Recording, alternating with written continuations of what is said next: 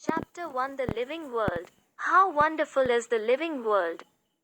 The wide range of living types is amazing. The extraordinary habitats in which we find living organisms, be it cold mountains, deciduous forests, oceans, freshwater lakes, deserts, or hot springs, leave us speechless. The beauty of a galloping horse, of the migrating birds, the valley of flowers, or the attacking shark evokes awe and a deep sense of wonder. The ecological conflict and cooperation among members of a population and among populations of a community, or even the molecular traffic inside a cell, make us deeply reflect on what indeed is life? This question has two implicit questions within it. The first is a technical one and seeks answer to what living is as opposed to the non-living, and the second is a philosophical one and seeks answer to what the purpose of life is. As scientists, we shall not attempt answering the second question. We will try to reflect on what is living. 1.1 What is living? When we try to define living, we conventionally look for distinctive characteristics exhibited by living organisms. Growth, reproduction, ability to sense environment and mount a suitable response come to our mind immediately as unique features of living organisms. One can add a few more features like metabolism, ability to self-replicate, self-organize, interact, and emergence to this list. Let us try to understand each of these.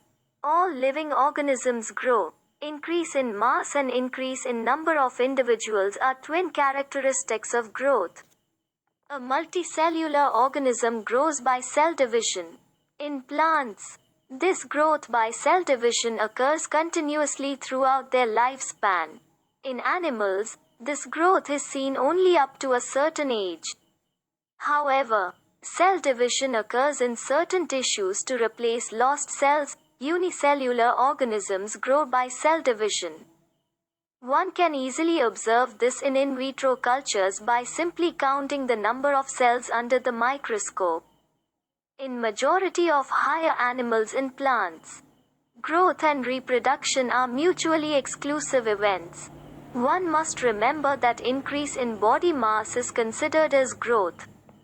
Non-living objects also grow if we take increase in body mass as a criterion for growth.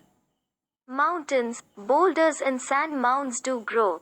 However, this kind of growth exhibited by non-living objects is by accumulation of material on the surface.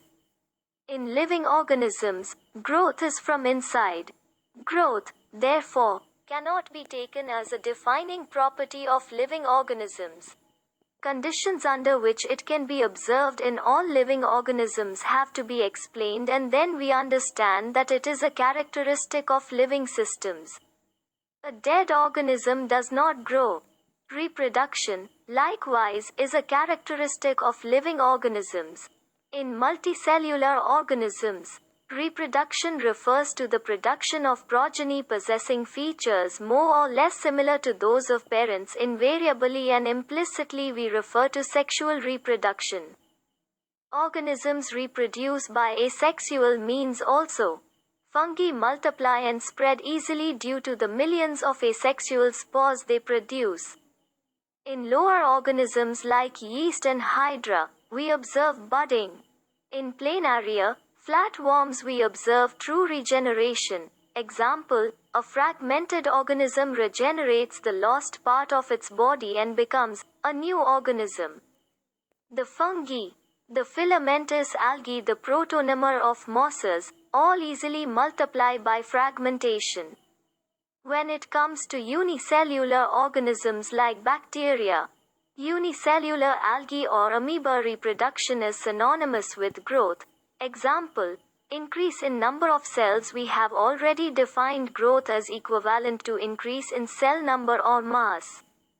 Hence, we notice that in single-celled organisms, we are not very clear about the usage of these two terms, growth and reproduction. Further, there are many organisms which do not reproduce. Mules, sterile worker bees, and fertile human couples, etc.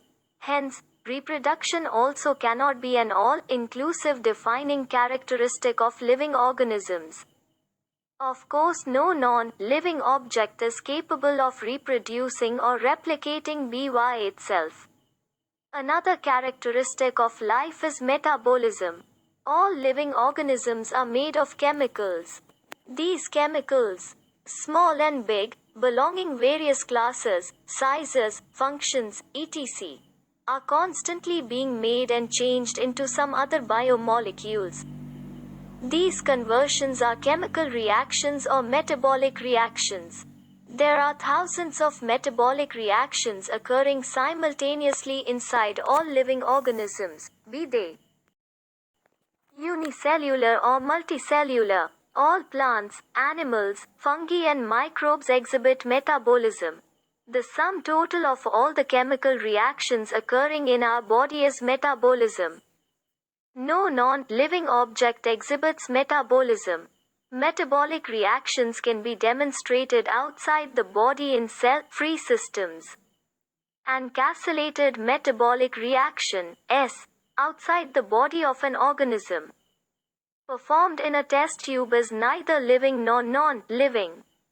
Hence, while metabolism is a defining feature of all living organisms without exception, isolated metabolic reactions in vitro are not living things but surely living reactions. Hence, cellular organization of the body is the defining feature of life forms.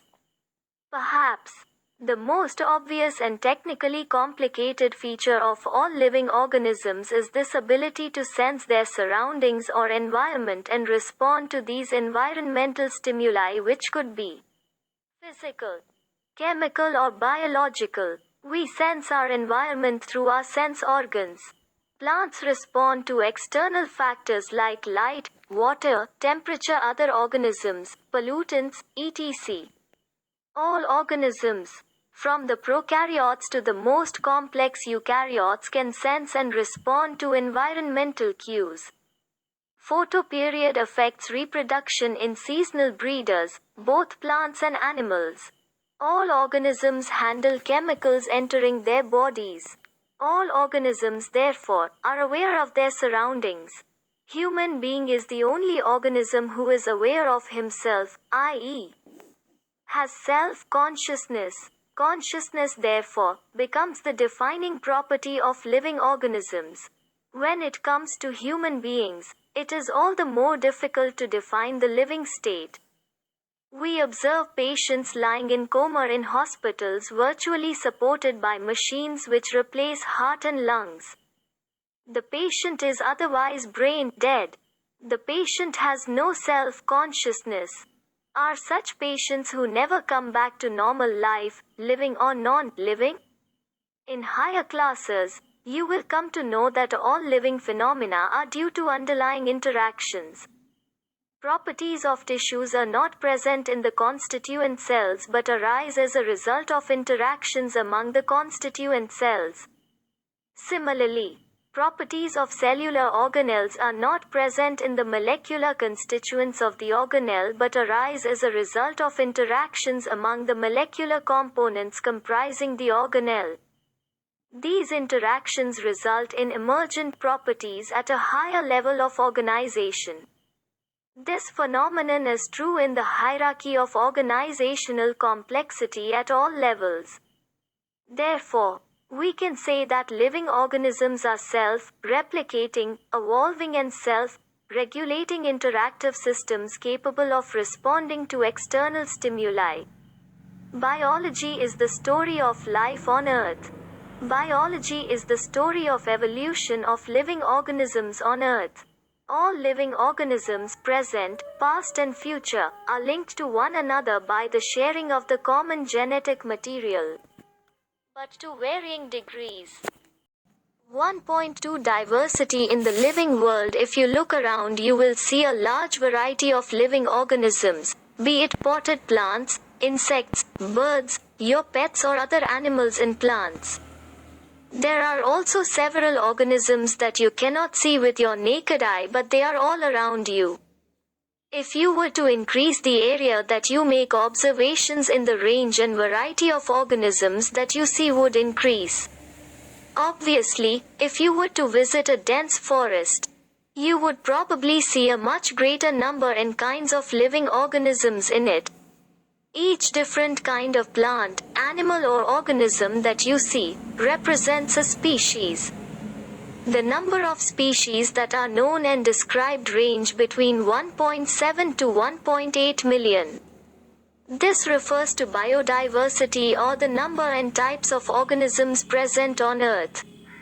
We should remember here that as we explore new areas, and even old ones, new organisms are continuously being identified. As stated earlier, there are millions of plants and animals in the world. We know the plants and animals in our own area by their local names. These local names would vary from place to place, even within a country. Probably you would recognize the confusion that would be created if we did not find ways and means to talk to each other, to refer to organisms we are talking about. Hence, there is a need to standardize the naming of living organisms such that a particular organism is known by the same name all over the world. This process is called nomenclature.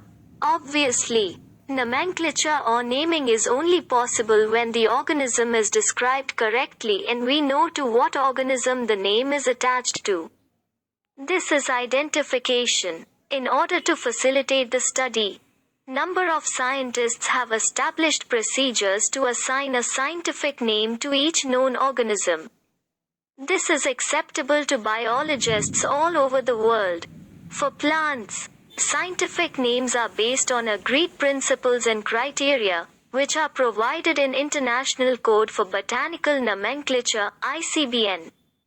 You may ask, how are animals named? Animal taxonomists have evolved International Code of Zoological Nomenclature (ICZN). The scientific names ensure that each organism has only one name. Description of any organism should enable the people, in any part of the world, to arrive at the same name. They also ensure that such a name has not been used for any other known organism. Biologists follow universally accepted principles to provide scientific names to known organisms. Each name has two components, the generic name and the specific epithet. This system of providing a name with two components is called binomial nomenclature. This naming system given by Carolus Linnaeus is being practiced by biologists all over the world. This naming system using a two-word format was found convenient. Let us take the example of mango to understand the way of providing scientific names better. The scientific name of mango is written as Mangifera indica. Let us see how it is a binomial name. In this name, Mangifera represents the genus while indica is a particular species or a specific epithet. Other universal rules of nomenclature are as follows. 1. Biological names are generally in Latin and written in italics. They are Latinized or derived from Latin irrespective of their origin. 2. The first word in a biological name represents the genus while the second component denotes the specific epithet. 3. Both the words in a biological name, when handwritten, are separately underlined or printed in italics to indicate their Latin origin. 4. The first word denoting the genus starts with a capital letter while the specific epithet starts with a small letter. It can be illustrated with the example of Mangifera indica.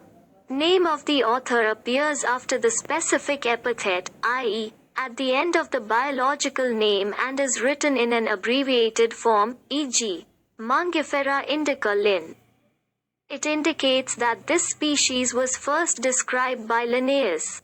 Since it is nearly impossible to study all the living organisms, it is necessary to devise some means to make this possible. This process is classification. Classification is the process by which anything is grouped into convenient categories based on some easily observable characters. For example, we easily recognize groups such as plants or animals or dogs, cats or insects.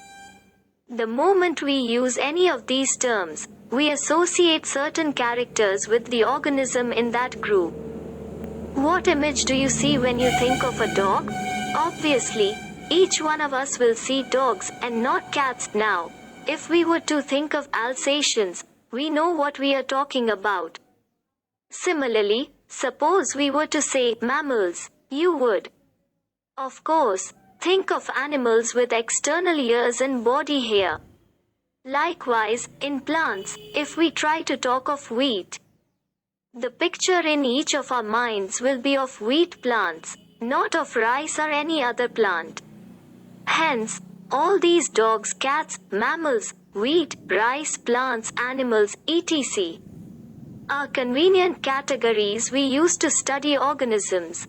The scientific term for these categories is taxa. Here you must recognize that taxa can indicate categories at very different levels. Plants also form a taxa. Wheat is also a taxa. Similarly, animals, mammals, dogs are all taxa, but you know that a dog is a mammal and mammals are animals. Therefore, animals, mammals, and dogs represent taxa at different levels. Hence, based on characteristics, all living organisms can be classified into different taxa. This process of classification is taxonomy. External and internal structure, along with the structure of cell development, process and ecological information of organisms are essential and form the basis of modern taxonomic studies. Hence, characterization, identification, classification and nomenclature are the processes that are basic to taxonomy. Taxonomy is not something new. Human beings have always been interested in knowing more and more about the various kinds of organisms, particularly with reference to their own use. In early days, human beings needed to find sources for their basic needs of food, clothing and shelter. Hence, the earliest classifications were based on the uses of various organisms. Human beings were, since long, not only interested in knowing more about different kinds of organisms and their diversities, but also the relationships among them. This branch of study was referred to as systematics. The word systematics is derived from the Latin word systema, which means systematic arrangement of organisms. Linnaeus used Systema Naturae as the title of his publication. The scope of systematics was later enlarged to include identification, nomenclature and classification. Systematics takes into account evolutionary relationships between organisms. 1.3 Taxonomic categories. Classification is not a single-step process but involves hierarchy of steps in which each step represents a rank or category. Since the category is a part of overall taxonomic arrangement, it is called the taxonomic category and all categories together constitute the taxonomic hierarchy. Each category, referred to as a unit of classification, in fact, represents a rank and is commonly termed as taxon plural, taxa. Taxonomic categories and hierarchy can be illustrated by an example. Insects represent a group of organisms sharing common features like 3 pairs of jointed legs. It means insects are recognizable concrete objects which can be classified, and thus were given a rank or category. Can you name other such groups of organisms? Remember, groups represent category. Category further denotes rank. Each rank or taxon, in fact, represents a unit of classification. These taxonomic groups, categories, are distinct biological entities and not merely morphological aggregates. Taxonomical studies of all known organisms have led to the development of common categories such as kingdom, phylum or division, for plants, class, order, family, genus and species. All organisms, including those in the plant and animal kingdoms, have species as the lowest category. Now the question you may ask is, how to place an organism in various categories? The basic requirement is the knowledge of characters of an individual or group of organisms. This helps in identifying similarities and dissimilarities among the individuals of the same kind of organisms as well as of other kinds of organisms. 1.3.1 Species taxonomic studies consider a group of individual organisms with fundamental similarities as a species. One should be able to distinguish one species from the other closely related species based on the distinct morphological differences. Let us consider Mangifera indica, Solanum tuberosum, potato, and Panthera leo, lion. All the three names, indica, tuberosum, and leo, represent the specific epithets, while the first words Mangifera, Solanum and Panthera are genera and represents another higher level of taxon or category.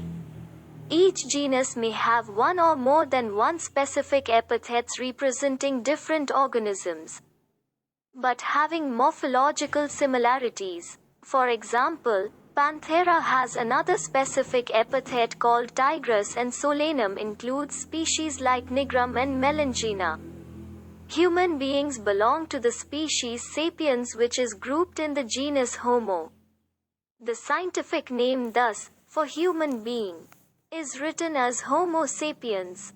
1.3.2 Genus comprises a group of related species which has more characters in common in comparison to species of other genera. We can say that genera are aggregates of closely related species. For example, potato and brinjal are two different species but both belong to the genus Solanum. Lion, Panthera leo, leopard, P. pardus, and tiger, P. tigris, with several common features, are all species of the genus Panthera. This genus differs from another genus Felis which includes cats. 1.3.3 Family. The next category, family, has a group of related genera with still less number of similarities as compared to genus and species. Families are characterized on the basis of both vegetative and reproductive features of plant species. Among plants, for example, three different genera Solanum, Petunia and Datura are placed in the family Solanaceae. Among animals, for example, genus Panthera, comprising lion, tiger, leopard is put along with genus Felis, cats, in the family Felidae. Similarly, if you observe the features of a cat and a dog, you will find some similarities and some differences as well. They are separated into two different families, Felidae and Canidae, respectively. 1.3.4 Order. You have seen earlier that categories like species, genus and families are based on a number of similar characters. Generally, order and other higher taxonomic categories are identified based on the aggregates of characters. Order, being a higher category, is the assemblage of families which exhibit a few similar characters. The similar characters are less in number as compared to different genera included in a family. Plant families like Convolvulaceae, Solanaceae are included in the order Polymoniales mainly based on the floral characters. The animal order, Carnivora, includes families like Felidae and Canidae. 1.3.5 Class. This category includes related orders. For example, order Primata comprising monkey, gorilla and gibbon is placed in class Mammalia along with order Carnivora that includes animals like tiger, cat and dog. Class Mammalia has other orders also. 1.3.6 Phylum. Classes comprising animals like fishes, amphibians, reptiles, birds along with mammals constitute the next higher category called phylum. All these based on the common features like presence of notochord and dorsal hollow neural system, are included in phylum Chordata. In case of plants, classes with a few similar characters are assigned to a higher category called division. 1.3.7 Kingdom. All animals belonging to various phyla are assigned to the highest category called Kingdom Animalia in the classification system of animals. The kingdom Plantae, on the other hand, is distinct and comprises all plants from various divisions. Henceforth, we will refer to these two groups as animal and plant kingdoms. The taxonomic categories from species to kingdom have been shown in ascending order starting with species in figure 1.1. These are broad categories. However, taxonomists have also developed subcategories in this hierarchy to facilitate more sound and scientific placement of various taxa. Look at the hierarchy in figure 1.1. Can you recall the basis of arrangement? Say, for example, as we go higher from species to kingdom, the number of common characteristics goes on decreasing. Lower the taxa, more are the characteristics that the members within the taxon share. Higher the category, greater is the difficulty of determining the relationship to other taxa at the same level. Hence, the problem of classification becomes more complex. Table 1.1 indicates the taxonomic categories to which some common organisms like housefly, man, mango and wheat belong. 1.4 Taxonomical aids. Taxonomic studies of various species of plants, animals and other and in general in organisms are useful in agriculture, forestry, industry, knowing our bio resources and their diversity. These studies would require correct classification and identification of organisms.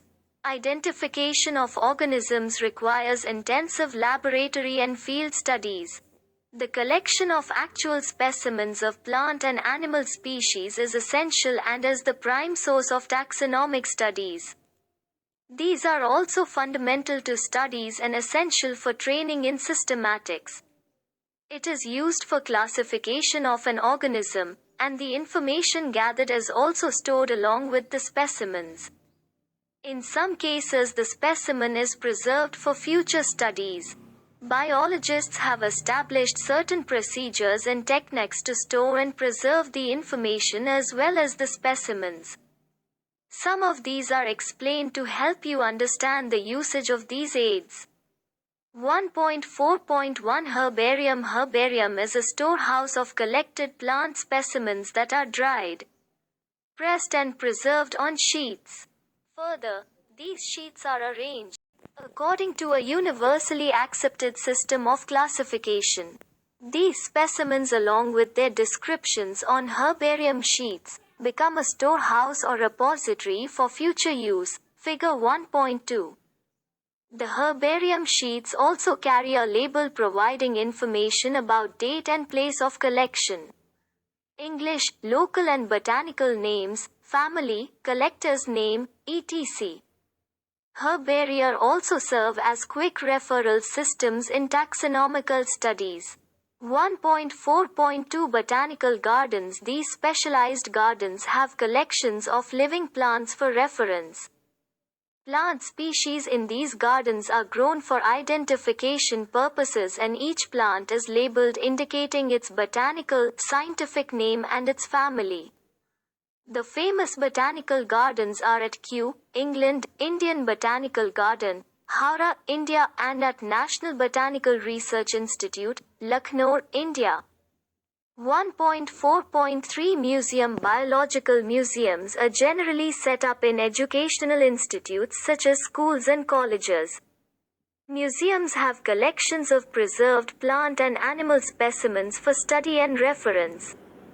Specimens are preserved in the containers or jars in preservative solutions.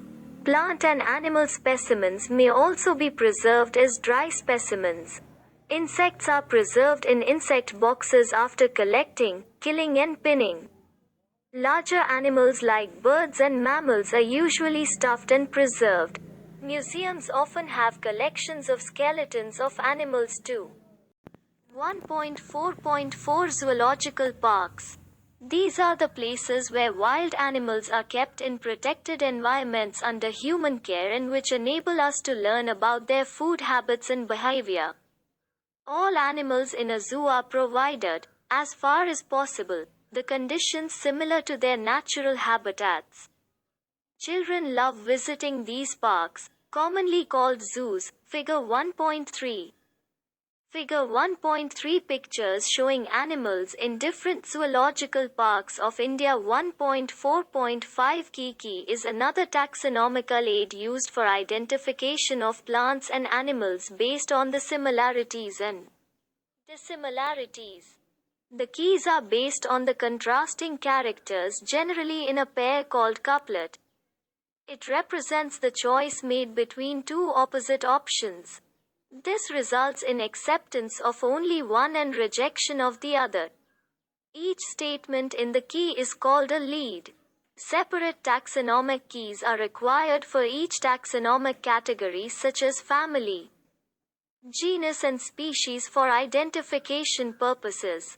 Keys are generally analytical in nature. Flora, manuals, monographs and catalogs are some other means of recording descriptions. They also help in correct identification. Flora contains the actual account of habitat and distribution of plants of a given area. These provide the index to the plant species found in a particular area. Manuals are useful in providing information for identification of names of species found in an area. Monographs contain information on any one taxon.